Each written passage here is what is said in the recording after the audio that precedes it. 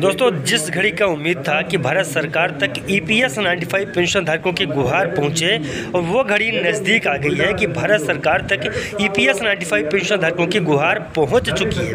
ये 29 तारीख को शाम 4 बजे की मीटिंग है जहां पे भारत सरकार तक EPS 95 पेंशन धारकों के प्रत्येक मुद्दे को पहुंचाया गया। जीवन इसमें सुप्रीम कोर्ट का फैसला भी इंक्लूड है। 8 ವರ್ಷ ನೋಡಿದ್ವಿ, ಪ್ರಧಾನಮಂತ್ರಿಗಳನ್ನು 3 ಸಾರಿ ನಮ್ಮ ಹೇಮಮಾಲಿನಿ ಅವ್ರ ಜೊತೆ ನೋಡಿದ್ವಿ, ಮತ್ತು ಲೇಬರ್ ಮಿನಿಸ್ಟರ್ ನೋಡಿದ್ವಿ.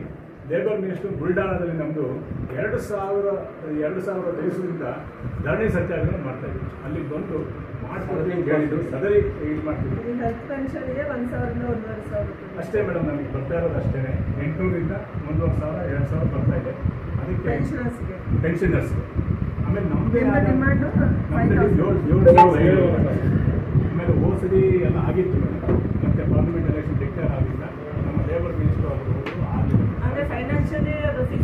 ಫೈನಾನ್ಸಿಯಲ್ ನಮ್ಮ ದುಡ್ಡೇ ಇದೆ ಮೇಡಮ್. ನಮ್ಮ ದುಡ್ಡೇನೆ ಅಲ್ಲಿ ಬರೀ ಬಡ್ಡಿಯಲ್ಲೇ ಕೊಟ್ಟರು ಸಾಕು ಮೇಡಮ್. ಅವರು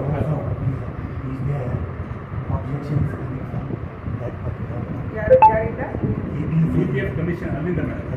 ಅದಕ್ಕೆ ಈಗ ನಮ್ಮ ರಾಜ್ಯದವರೇ ನಮಗೆ ನಮ್ಮ ಮಂತ್ರಿಗಳಾಗಿದ್ದಾರೆ, ಸಹಕಾರ ಮಾಡಬೇಕು. ಮತ್ತು ನಮಗೇನು ಹೆಚ್ಚಿಗೆ ನಾವು ಕೇಳ್ತಿಲ್ಲ. 75,000 7,000 ರೂಪಾಯಿ ಗಂಡ ಹೆಂಡತಿ ಒಂದು ಅನ್ನ ಸಾರು ಊಟ ಮಾಡೋದಕ್ಕೆ ಅನುಕೂಲ ಮಾಡಿಕೊಡಿ. ಕರ್ನಾಟಕದಲ್ಲಿ 7.5 ಲಕ್ಷ 6.5 ಲಕ್ಷ ಇದೆ ಕರ್ನಾಟಕದಲ್ಲಿ. ನಮ್ಮ ಎಲ್ಲ ಪಾರ್ಲಿಮೆಂಟ್ರಿ ಕಾನ್ಸ್ಟಿಟ್ಯೂಷನ್ ಬೆಂಗಳೂರಲ್ಲಿ 500 ರೂಪಾಯಿ ಇದೆ. IT ಅನ್ನೋರಿಗೆ 500 ರೂಪಾಯಿ ಇದೆ. ಇವರು ಲೇಬರ್ KSRTC ಲೀಗಲ್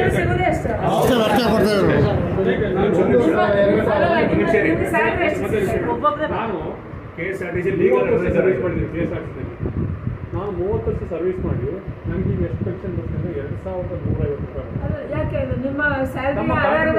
ಹೌದು, ನಮ್ಮ ಸ್ಯಾಲ್ರಿನಲ್ಲಿ 8.33% ಅಂತ ಇಟ್ಕೊಡ್ರು. ಫಸ್ಟ್ ಸ್ಟೇಜಲ್ಲಿ 417 ರೂಪಾಯಿ, ಆಮೇಲೆ 540 ರೂಪಾಯಿ ಆಯಿತು. ಅದಾದಮೇಲೆ 1,250 ರೂಪಾಯಿ ಆಯಿತು. ಅದು 3 ಸ್ಟೇಜ್ ಆಯಿತು. ನಾವು 2,150 ಅಷ್ಟೊತ್ತಿಗೆ ನಾವು ರಿಟೈರ್ ಆಗಿತ್ತು. ಇವಾಗ ನಮಗೆ 2,100 ರೂಪಾಯಿ ಮಾತ್ರ ಪೆನ್ಷನ್ ಆಗುತ್ತೆ. ಸೊ ಇಷ್ಟು ಅಮೌಂಟಲ್ಲಿ ನಾವು ಜೀವನ ಮಾಡೋಕ್ಕಾಗ್ತದೆ. ಎರಡನೇ ಪಾಯಿಂಟ್ ಏನಂತಂದರೆ, ನವಂಬರ್ 4ನೇ ತಾರೀಕು 2022 ಸುಪ್ರೀಂ ಕೋರ್ಟು ಜಡ್ಜ್ಮೆಂಟ್ ನಾವು 20 ತಿಂಗಳಾಯಿತು. ಅವರು 2014 ಅಂತವ್ರು ಎಲ್ರಿಗೂ ಹೈಯರ್ ಪೆನ್ಷನ್ ಕೊಡಿ ಅಂತ ಆರ್ಡರ್ ಮಾಡಿದ್ದಾರೆ. ಇಷ್ಟಾದರೂ ಕೂಡ 2014 ಒಳಗೆ 2014 ಕೆಳಗಡೆ ನಿಂತಿದ್ದು ಎಲ್ಲರೂ ನಮಗೆ 7,500 ಪ್ಲಸ್ DA ಇಷ್ಟನ್ನು ಕೊಡಿದ್ದೇವೆ. ನಾವು ಕಳೆದ 8 ವರ್ಷಗಳಿಂದ ನಿರಂತರ ಹೋರಾಟ ಮಾಡ್ತೀವಿ. ದೇವಿಯಿಂದ ನಿಂತಕ್ಕಂಥದ್ದು ಮತ್ತು ಗಾಂಧೀಲ ನಿಧಾನ ಈ ಎಲ್ಲ ಕಡೆ ಹೋರಾಟ ಮಾಡಿದ್ವಿ. ನಿನ್ನೆ ಪ್ರಜಾವಾಣಿ ಪೇಪರ್ ನಾವು ನೋಡಿರ್ಬೋದು. ನಾವು PF ಆಫೀಸ್ನಲ್ಲಿ 750 ಜನ ಸೇರಿದ್ವಿ. 750 ಜನ ಪ್ರತಿಭಟನೆ ಮೂಲಕ ನಾವು ಒಂದು ಮನವಿ ಪತ್ರನ ತಂದು ಮತ್ತು ಮಾಂಡವಿ ಅವರು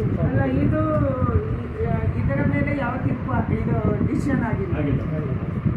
ಅದೇ ಸುಪ್ರೀಂ ಕೋರ್ಟು ಹೇಳಿದೆ. ಸುಪ್ರೀಂ ಕೋರ್ಟು 50 ಪೆನ್ಷನ್ ಕೊಡಿ 14 ಮೇಲೆ ಅಂತ ಹೇಳಿದ್ದಾರೆ. ಅದಕ್ಕೂ ಕೂಡ ಸೇನೆ ಮಾಡ್ತಿದ್ದಾರೆ. ಈಗ 20 ತಿಂಗಳಲ್ಲಿ ಸುಮಾರು 8,500 ಜನ ಸತ್ತೋಗಿದ್ದಾರೆ ಕರ್ನಾಟಕದಲ್ಲಿ. ಲಾಸ್ ಆಗಿ 2014 ನಂತರದವರೆಗೆ ಕೊಡಕ್ಕೆ ಹೇಳಿದ್ದಾರೆ. ಹೌದು, ಕೊಡಕ್ಕೆ ಸುಪ್ರೀಂ ಕೋರ್ಟ್. ಆದರೆ ಹಿಂದೆ ರಿಟೈರ್ಡ್ ಆದರೆ ಏನಿಲ್ಲ.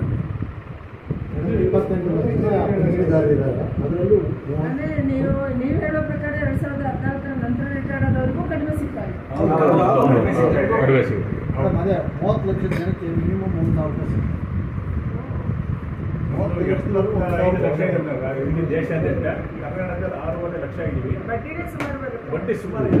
ನಮ್ಮ ಬಡ್ಡಿಯಲ್ಲಿ ಕೊಟ್ಟರೆ ಒಂದು 50,000 ಕೋಟಿ ಉಳಿಯಿದೆ ಮೇಡಮ್. ವೆಂಕಟರಾಮಯ್ಯ ಅಂತೇಳಿ ನಮ್ಮ KSRTCಲ್ಲಿ 30 ವರ್ಷ ಸರ್ವಿಸ್ ಮಾಡಿ ನೀವು 800 ಕೊಡ್ತೀವಿ. ನೀವು ಇಂಡಿವಿಜುವಲ್ ಕೊಡ್ತಾ ಇದ್ದಾರೆ. ತುಂಬ ಹೋರಾಟ ಮಾಡ್ತಾರೆ. 80 ವರ್ಷ ಈಗಲೂ ಕೂಡ ಬೇಸಾಯ ಮತ್ತು ಜೀವನ ಮಾಡ್ತೀವಿ.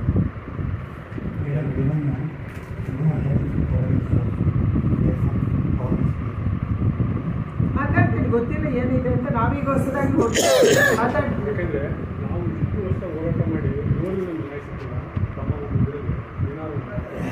ನಮ್ಗೆ ಏನಾಯಿತು, ಅವರಿಗೆ ನಮ್ಮ ಭಾಷೆ